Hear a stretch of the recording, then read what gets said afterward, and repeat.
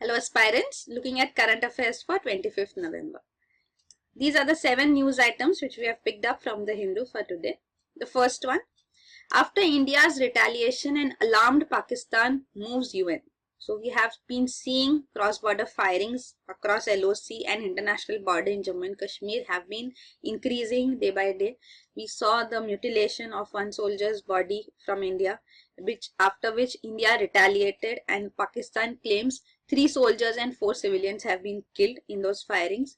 So now after this, Pakistan has approached United Nations and it is asking UN to intervene before the situation escalates into a full-blown crisis. So it has also asked UN Department of Peacekeeping Operations and to mobilize the UN MOGIP. So this is Military Observer Group in India and Pakistan. So this MOGIP was appointed. We'll see at the history of about this too. So this is being asked to effectively monitor LOC and working boundary to help de-escalate tensions between India and Pakistan. So what is this UN MOGIP and what is India's status on the matter? We'll just take a look of UN mediation on Kashmir, the entire history of it. So it all started with Kashmir. So Kashmir was a princely state, and when Britishers left India, when India got independence, both India and Pakistan, on 15th August 1947, India celebrates its Independence Day on midnight. 14th August is Pakistan's. So it was not just India and Pakistan who got independence in 1947, but the Britishers declared that all the princely states within the territory of India as well as Pakistan are free. They can either join India or join Pakistan or stay independent. So there were more than 550 princely states within the territory of India itself. And all these princely states were integrated into India by the efforts of Sardar Vallabhbhai Patel, which we know. So now another question is, why did so many princely states exist within India? Because major regions were British India provinces. Apart from British India provinces, there were many princely states too. Many big, many very small too. So all these princely states had traditional rulers, the Maharajas, the Nawabs. So why did these princely states exist? This policy of the Britishers of annexation, which we prominently know of, Lord Dalhousie, his annexation policies were quite famous. And finally, after so many annexations being done and acquiring territories within India, it was after the revolt of 1857. Dalhousie was the Governor General till 1856. So after the revolt of 1857, the Britishers decided, the policy changed, and the Queen's proclamation said that no more princely states would be annexed in India. So that is where it all starts off. And that is how we had so many princely states. Why did the Britishers declare so too? Because it was seen in the revolt of 1857, all the prominent leaders were princely state rulers. So these princely states led the movement, and the revolt of 1857 was a huge jolt to the Britishers. If you would have succeeded, then Britishers would have been swept out from the nation. So this, and of course, supporters to Britishers were also princely state rulers, and all these princely states were leading the revolt because they had their own individual grievances too. So the Britishers then felt it was better to keep the princely state rulers happy and keep revolts at bay. So that was the policy which continued till independence, and that's why we had so many princely states thriving. So Jammu and Kashmir was one princely state amongst them, and this was a huge region.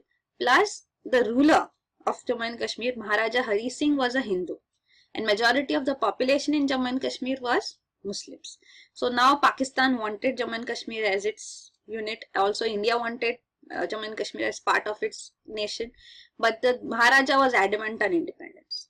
Eventually, after independence, Pakistani forces, the Pathans, which entered into these tribal groups, which entered into Pakistan, into Jammu and Kashmir, and raided the entire region and advanced themselves, which were of course assisted by the Pakistani army, threatened the Maharaja Hari Singh, and then he called India for help. Lord Mountbatten, who was then Governor General of India, post-independence too, he was the Governor General. So he advised Jawaharlal Nehru that the Indian army should be sent for assistance to Kashmir only if Maharaja Hari Singh signs instrument of accession.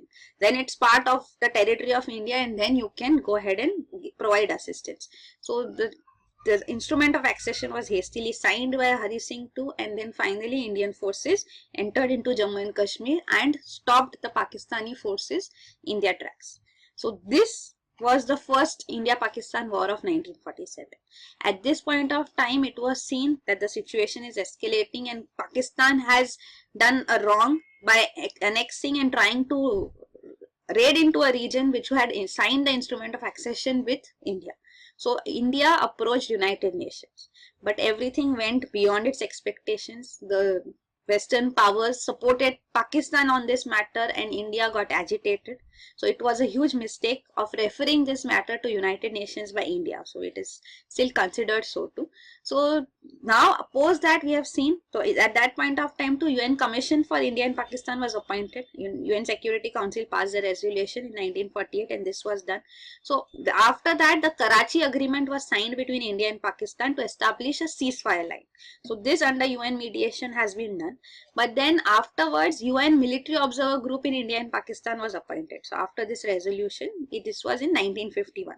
So this ceasefire line violations had to be reported to this UNMOGIP. So this is where even Pakistan has approached right now. But then India-Pakistan War of 1971 happened, which was on the question of East Pakistan. So East Pakistan is what became Bangladesh as an independent nation in this war. So India assisted Bangladesh in this war against Pakistan. So in this war, after the end of this war, Shimla Agreement was signed. So Shimla Agreement defined the entire line of control, LOC in Jammu and Kashmir, which we know today. So this 1972 agreement, India says, overtakes what was there as the agreement under UN. So when we have the Shimla Agreement is a fresh agreement now. So UNMOGIP has no matter to look into anymore because India-Pakistan have had a fresh agreement. So even another war which we have had after India-China war of 1962 was India-Pakistan war of 1965, after which again Tashkent Declaration was signed in 1966. So that was also there. So now presently the status is that post Shimla Agreement of 1972, there is no mediation of UN required in the matter between India and Pakistan. So that's the stand of India. So India after 1972 has not reported any ceasefire violations to UNMOGIP, but Pakistan has continuously done so. The UNMOGIP members visit Pakistan side of Jammu and Kashmir, that is POK, but India does not entertain UNMOGIP members. It says it has no mandate. United Nations stand is that till a resolution repealing this is not passed, UNMOGIP stays. But then all three entities differ on the matter. So finally the status is that presently too they have reported the matter to UNMOGIP, but nothing much would come out. So we'll have to wait and watch what happens on this. Then the next news item is annual temple festival in Bandipur irks activists. So this is regarding the Bandipur Tiger Reserve in Karnataka, where this annual temple festival takes place and pilgrims visit this in the month of November, December every year. And the wildlife activists say that this festival is becoming bigger and bigger with every passing year. So there's a need to put a check on this. So forest officials of course do their best to make sure that it is well managed and minimal intervention takes place, because these human intervention in forest areas affects the wildlife as well as humans too. So there is a threat that even diseases such as foot and mouth, canine distemper, rinderpest, anthrax, all these diseases may affect the human population too because of this intervention and interference. Plus also the leftover food which these pilgrims leave could be fed by animals, and these animals' dietary pattern would change, which would also affect their health. So all these aspects have to be taken into consideration and minimal human-animal conflict takes place should be ensured. So this is the news, but what is important for us is also about all the tiger reserves, wildlife sanctuaries, biosphere reserves which come in news, because UPSC in prelims asks you question on these, and these you will not remember if you sit and start by hearting all of them, because that is very difficult. So whatever comes up in news, you pick them up and try to remember them would work better. So at least right now is Bandipur Tiger Reserve in Karnataka. Also another thing is Nilgiri Biosphere Reserve. So what Nilgiri Biosphere Reserve is a huge region which comprises this Bandipur Tiger Reserve 2 in Karnataka, another Nagarhole National Park in Karnataka, Mudumalai National Park in Tamil Nadu, and Wayanad Wildlife Sanctuary in Kerala. So three states. Regions in three states together form Nilgiri Biosphere Reserve. So earlier too we have discussed about this, and there was a query from a student too about what is the difference between the three. So you can look at the difference. What is a national park, a sanctuary, and a biosphere reserve? So a national park is a habitat for wildlife animal species and its boundaries are fixed by legislation. So these national parks do not permit tourism activities within their core zone, but outer tourism areas, tourism is allowed. In a wildlife sanctuary, now this is not through a legislation, so boundaries are not fixed, and in wildlife sanctuaries, human also can stay. So there are humans inhabiting wildlife sanctuaries too. So this is there. So here tourism is of course allowed. Boundaries are not sacrosanct. But then in a biosphere reserve is a much wider concept. Biosphere reserve actually talks of how all biotic components can stay together. So that is flora, fauna as well as humans all interacting, mutually benefiting each other and staying together. So biosphere reserve is generally a much wider region and it may comprise of various tiger reserves and sanctuaries too, as we saw in present example of Nilgiri Biosphere Reserve. So this is an example of, this is a biosphere reserve, and of course in India it is fixed by legislation. In the core zone of biosphere reserve too, again no human intervention and tourism activities allowed, but in the outer regions, buffer zone, it is allowed. So that is the basic major difference between all the three. And looking at biosphere reserves, there are presently 18 biosphere reserves which have been designated so by India. Out of these 18, 10 are part of World Network of Biosphere Reserves. So this is a little old image. In March 2016, there was one more, Agastya Malai Biosphere Reserve, which has been made part of this UN World Network of Biosphere Reserves. So these are the various biosphere reserves. Nilgiri is what we mentioned right now. You can go through them. The animals protected in these biosphere reserves are also mentioned, the prominent animals. So this is about the Agastya Malai Biosphere Reserve too, which was designated so in March 2016 by UNESCO. So this lies in Kerala. So this is the one amongst the 10 now under UN. Then the next news item is, this cat is so small, science is forgetting it. So this is regarding rusty spotted cat, which is found in Eastern Ghats in India. Now this is also important again because you should clearly remember where. So this is in Eastern Ghats. So they may ask you questions like particular species and where is it located, where is it found generally in India. Western Ghats, Eastern Himalayas, Western Himalayas. 4 options ho gaya. So you should be clearly knowing. So this is rusty spotted cat in Eastern Ghats. It is the smallest wild cat, almost half the size of a tiger. So this tigers and rusty spotted cat also stay together in various, inhabit the same tiger reserves too. So this example is given of Nagarjuna Sagar Srisailam Tiger Reserve in Andhra Pradesh, where both coexist. So this is said to be the smallest cat species in the world. But some also say that African black-footed cat is the smallest species. So there is a little difference of opinion on this matter. But anyway, this is a near threatened species under IUCN and you should remember it is found in Eastern Ghats. Then the next news item is serious on Panama Papers probe, government. There has been a PIL filed before the Supreme Court by an advocate, and this PIL has taken SEBI also as an petitioner along with him. So SEBI has presently said that we don't have anything to do with this case and we don't want to be a petitioner. So they have filed in the affidavit on that matter with the Supreme Court, and the Supreme Court has questioned the government about what actions has it taken on the Panama Papers leak. The petition, the client says that the SEBI should also take action on this matter, plus also the CBI should lodge FIRs on conduct investigation in these cases. So that is what the petition seeks to accomplish. But the government, central government has responded to this and it says that we are serious on Panama Papers probe and we have set up a multi-agency group. This is multi-agency group MAG comprising of officials from all these investigation agencies, Central Board of Direct Taxes, Reserve Bank of India, Financial Intelligence Unit, Enforcement Directorate. So all these members are there together and they are working on the matter. Also the list of all these people named, there are around 500 high profile Indians who have been named in this Panama Papers leak. So we'll see what is Panama Papers leak to below. So how has the progress taken place? Even sealed the reports have been submitted to the Supreme Court too by the government. Also government has, Supreme Court has set up a special investigation team on black money. So this special investigation team on black money, which is headed by retired Judge M.B. Shah, to it also the papers have been submitted. So government is saying that we are serious and working on this matter, and also they say that this petition should be dismissed. PIL should be dismissed because we are working on it, we are responding to the sit. So government does not want judiciary to intervene in matters. There is no justification to that. If there is an authority which is overseeing your work, there should be no problem. The two units should work together, two branches of the government, executive, legislature and judiciary, rather than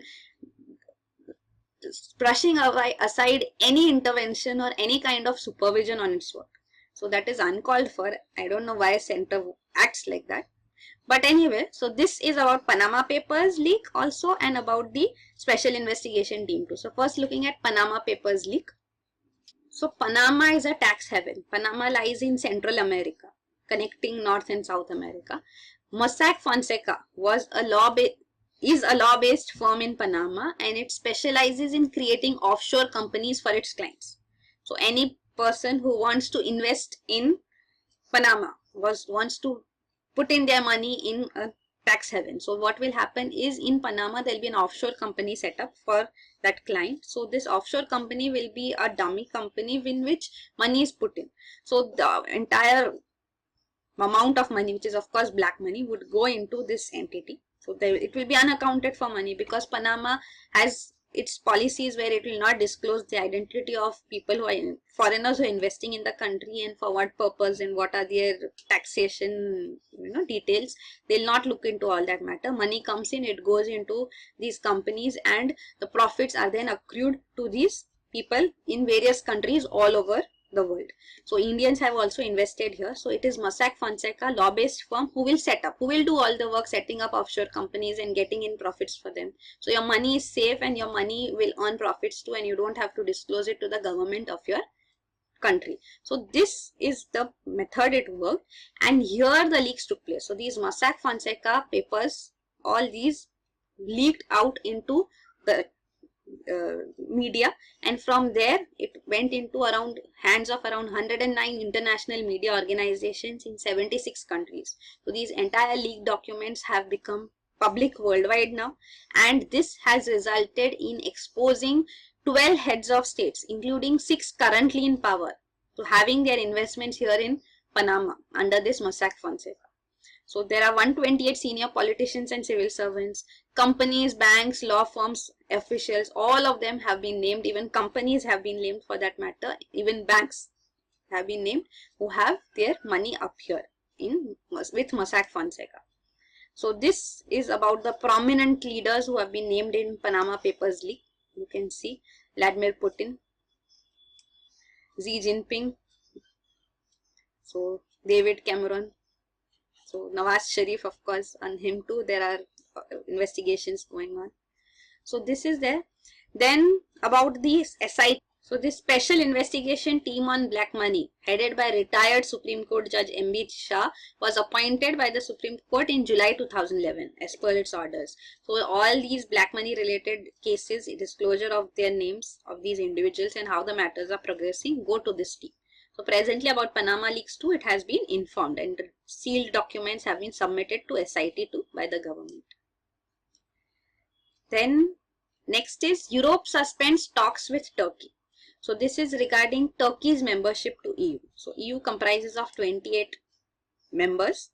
First now 27, but then yet UK has not completely left EU. It will take some time for Brexit. So this is the map of European Union too. You can see these are the members of EU. These are official candidate status, amongst which one is even Turkey. So all these, Norway is not a member. You should know Switzerland and Norway are not members of European Union. All other prominent countries within the region are. So, and potential members, as you can see, Turkey, Serbia, Macedonia are applying for membership. And the green region are potential candidates. So they have not yet applied. Croatia was the last one to join EU in 2013. So this is European Union. Then talking about the Eurozone too. So Eurozone is countries which have accepted Euro as its currency. So Euro was the currency in 2000 which was initiated. So this Eurozone countries, members of EU are having Eurozone are these. UK has its own currency pound. So being part of EU too, there are some countries. Sweden is part of EU but has its own currency, does not use Euro. Even these are other countries. You can see this light color are non-Euro EU countries. So you can make a study of this too. There are some countries which with EU approval are using Euro, and there are some countries which are using Euro as their currency without EU approval. So these are there, Montenegro, Kosovo, and with EU approval are these small countries which are located here. Andorra between France-Spain border, Monaco here in France, very small nation, San Marino, Vatican. So they are not EU members but they are using Euro with EU approval.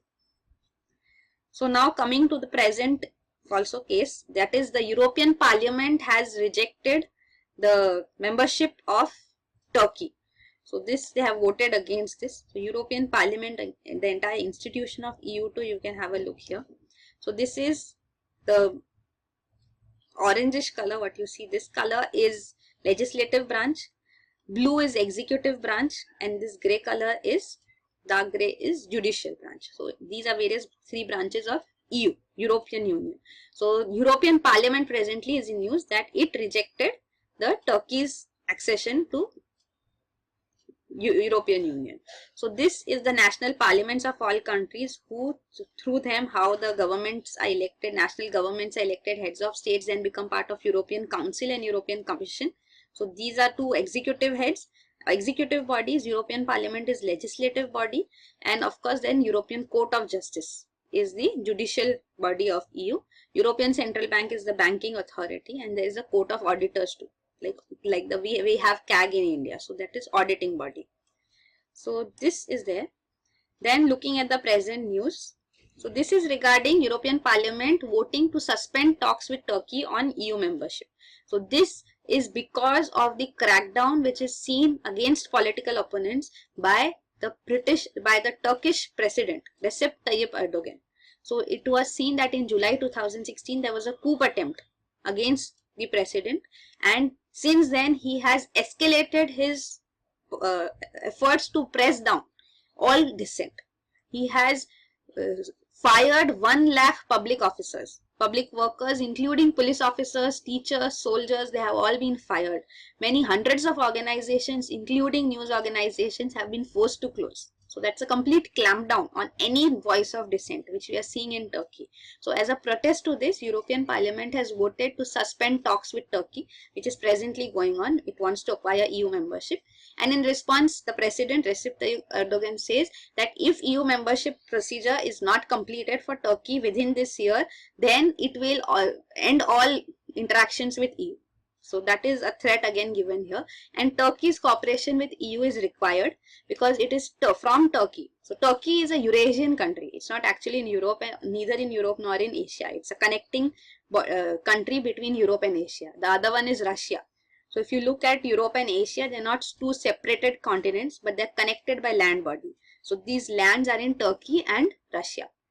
So now Turkey is the passage through which even the Syrian refugees move ahead into Europe. So if Turkey does not put a check on European refugees, then passing through Turkey, they can go and they enter into through the Mediterranean Sea into Greece. So this is Turkey. You can see this is the Asian continent here. So from here through Turkey, they enter into Greece. So then from Greece, of course, they spread to entire Europe. So the refugee crisis in Europe is also very prominently known. So there was an agreement signed with Turkey, between EU and Turkey, under which the refugee crisis was stalled and Turkey put a check on these refugees. So that was an agreement in March 2016. So this is a fragile agreement. It may be lapsed at any point of time. So many European governments are concerned about this too. So the refugee crisis was also very prominent in EU, and the European governments do not want an influx of refugees anymore. So those aspects are also be taken into consideration. So we'll have to wait and watch what would be Turkey's response to this now. Then the next news item is go digital in mission mode. Jetli tells banks. So there was a conference held, an online video conferencing by Union Finance Minister Arun Jetli with all banks managers all across. So the finance minister has given the target of converting cash transactions worth 2 lakh crores into digital transactions by December 30. So banks have been given this target. Also, a task force headed by additional secretary in the finance ministry has been set up to encourage digitization. So this digitization can be possible through point of sale terminals too. So the transactions which take place, rather than using cash transactions at various shops, the shopkeepers, the merchants can use these point of sale terminals. So encouraging its use has to be taken into consideration.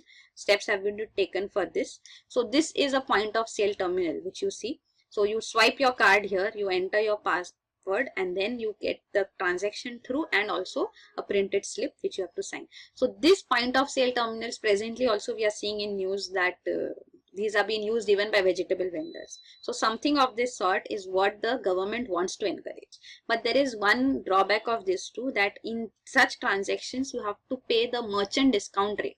So this merchant discount rate is a payment charged on the merchant for this transaction, which is through the bank. So banks have to be paid this amount. So even the Reserve Bank of India has presently directed banks to waive. To waive these means to end this merchant discount rate (MDR) for all shops till December 30. So this has also been put forth. So we'll have to see how this takes place. The finance minister said that this should be there as a sustained effort, not just in urban areas but also in semi-urban and rural areas. So how successful will this be? We'll have to wait and watch. Also, anyway, in other ways to increasing or encouraging the use of credit cards and debit cards should be taken on a mission mode by banks. They should advertise it. They should also make videos showing customers how to use them. So first time users are also facilitated with this, and digitization is encouraged. So these are the points of view and instructions being put forth by the finance minister to the banks. Then the next news item is rupee slumps to record low, near 69 per dollar. So presently we are seeing that the demand for dollar has increased, riding on the positive expectations, because the US Federal Reserve, which is the central bank of USA, the central bank of India is RBI. So this US Federal Reserve is going to announce its key policy rates in December, and there are expectations that the key interest rates would be increased. So based on these interest rates rise, the dollar is getting in demand. Plus also the new US President Donald Trump has also plans to announce policies which will again shore up the economy. So riding on these positive expectations, dollar is gaining and other currencies are falling.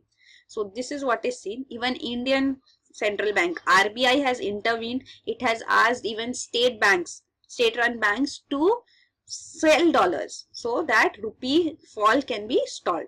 So these initiatives have been taken on Indian side too. We have seen even various FIIs, foreign institutional investments. So investments being done on short-term basis, which can be removed at any point of time. FDI is long-term investment, which is done in some infrastructure project or in some company in such a way that it cannot be taken away. But if you do investment, say in stocks, so you sell off your shares, stocks, done. So that is FII. So FDI is long term, it stays in the country, and FIIs are generally short term. They can be removed anytime. So it can be also within a day. They are sold off. So when these shares are sold off, they are taking their money back. So dollars which they have invested are going out. So this is presently being seen too, that FIIs are dumping the equity, Indian equities, and this is increasing. FII dumping is increasing. Also another fear is that FCNRs. So FCNRs are foreign currency non-resident accounts. So these FCNRB deposits are also going to be redeemed. So these are term deposits. It means for a particular frame of time you have to deposit them, and then after the term expires you can remove that money. So their term is also going to end in the second half of November. So again FNCR redemptions are also expected. So because of which again there will be flight of dollars from India. So these are fears again, because of which Indian rupee may fall further too. So these expectations are also there. And FCNR are for foreign currency non-resident accounts. So these are for NRIs and PIOs, non-resident Indians and person of Indian origin, people of Indian origin. So these are those accounts.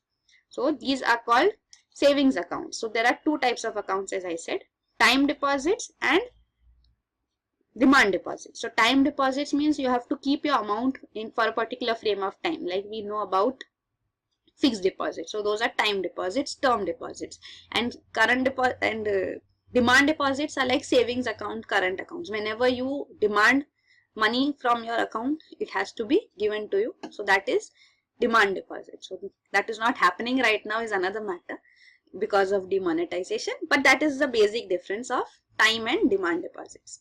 So that is it for today. Thank you.